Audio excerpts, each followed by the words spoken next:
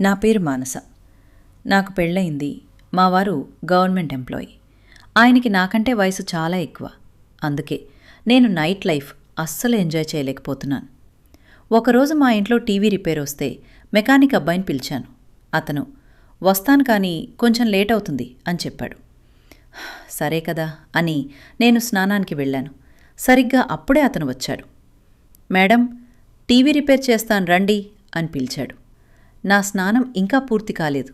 కానీ సరేలే అని కేవలం టవల్ కట్టుకుని బయటికి వచ్చాను. కానీ నా మెడ దగ్గర, చెవుల దగ్గర ఇంకా సబ్బు నురగ ఉంది. అది చూసి అతను, మేడం, అక్కడింకా సబ్బు ఉంది అన్నాడు. నేను దాన్ని తుడుచుకుంటుండగా అనుకోకుండా నా టవల్ కొంచెం జారింది. అతను అది చూశాడు. నేను వెంటనే సర్దుకున్నాను. కాసేపు ఆగి, ఒక పని చెయ్యి, నా మెడ మీద ఉన్న సబ్బు నువ్వు తుడు అన్నాను.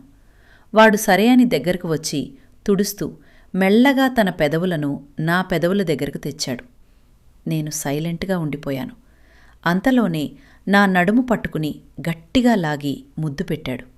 నాకేం అర్థం కాక అలాగే ఉండిపోయాను.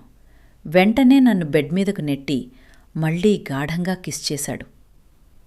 ఈ వీడియోకి ఒక 50 లైక్స్ వస్తే నెక్స్ట్ వీడియోలో నా ఫుల్ స్టోరీ చెప్తాను. సబ్స్క్రైబ్ చేసుకోండి. Bye, take care.